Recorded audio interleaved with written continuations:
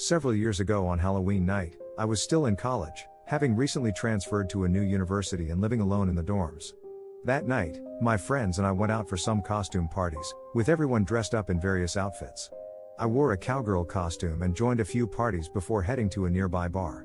As the night wore on, everyone was still partying, but I started feeling tired and decided to head back to my dorm to rest. The streets were filled with people celebrating Halloween, and the mix of colorful lights and costumes created an eerie atmosphere. I walked alone on my way back to the dorms, and the streets gradually became quieter, with only a few people passing by. At first, I didn't pay much attention, until I noticed a figure following me at a distance. The person was dressed as a clown, wearing a rubber mask, similar to those I had seen earlier at the bar. I vaguely remembered seeing him, though I hadn't interacted with him at all.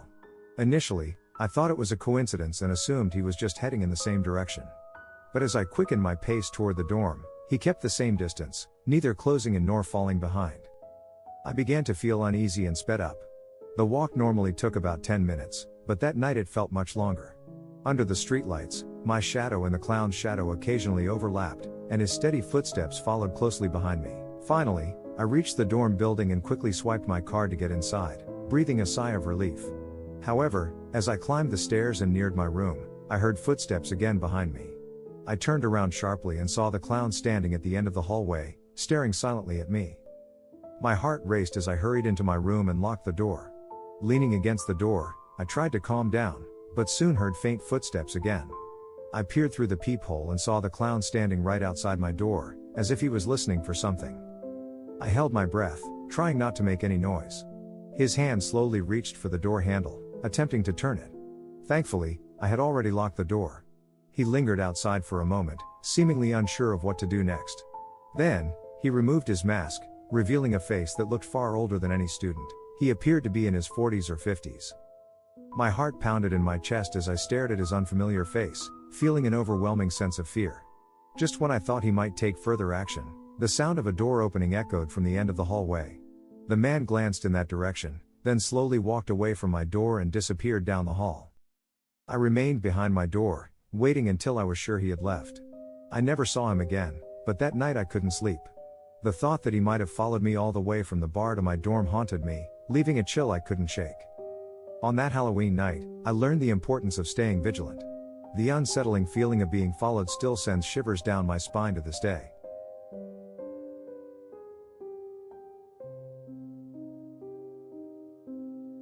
Last Halloween night, the atmosphere was quiet and eerie.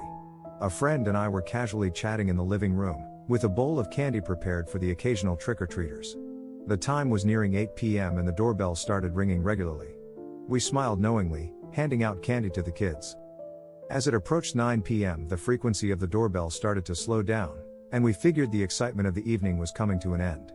However, around 10:30 p.m. the doorbell suddenly rang again. I was a bit confused, thinking it was odd for someone to still be out trick-or-treating this late. I walked to the door and looked through the peephole. Standing outside was a figure, tall, wearing a simple black cloak, and a somewhat worn-out skeleton mask on their face. Though their outfit matched the Halloween theme, their appearance still made me feel uneasy, especially since most kids had already gone home.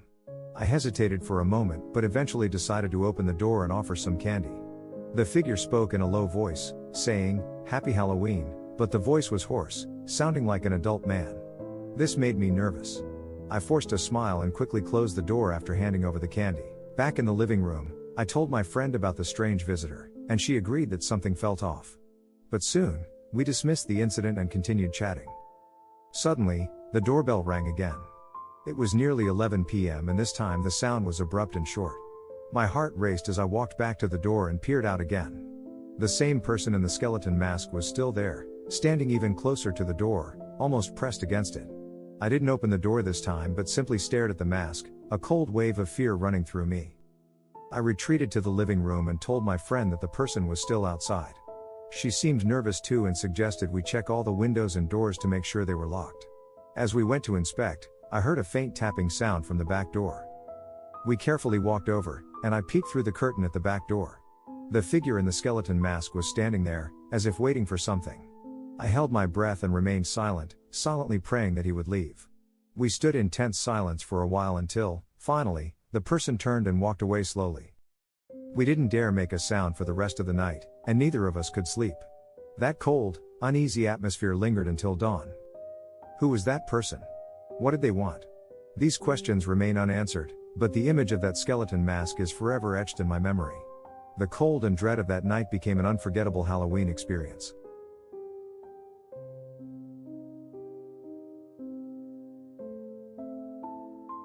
A group of friends set out for trick-or-treating on a cold Halloween night, excited for another year of adventure without their parents. This was their second year going alone, and they had carefully planned their route, focusing on the luxurious houses in hopes of getting more candy. This year, a newly built neighborhood of mansions had caught their attention, with its grand, beautifully designed houses. As night fell, the friends, dressed in various Halloween costumes, gathered in front of one of their homes, ready to begin their adventure. After walking through a few streets, they finally reached the mansion district. Strangely, the area was eerily quiet. In other neighborhoods, children crowded the streets, but here, it was empty. They exchanged amused glances, thinking they were the first to discover this hidden gem, and eagerly headed toward the first house. They knocked on the door, and a cheerful middle-aged man answered, handing each of them a large chocolate bar. The friends were thrilled, thinking they had chosen the right path. However, as they approached the next few houses, no one responded. After several more attempts with no luck, they started to feel frustrated, thinking they were wasting their Halloween in this empty neighborhood. But then, they spotted the last house on the street. It was bigger and more elegant than all the others, with extravagant decorations at the entrance. Though hesitant, they decided to give it a try. They walked up the long, dimly lit driveway, with shadows creeping in from the sides. When they reached the door and rang the bell, an elderly woman answered with a strange smile. Behind her, a large table filled with candy could be seen in the dimly lit hallway. Without hesitation, she invited them inside, saying there was plenty of candy to choose from. Though a bit uneasy, the sight of the candy was too tempting to resist, and the friends stepped inside.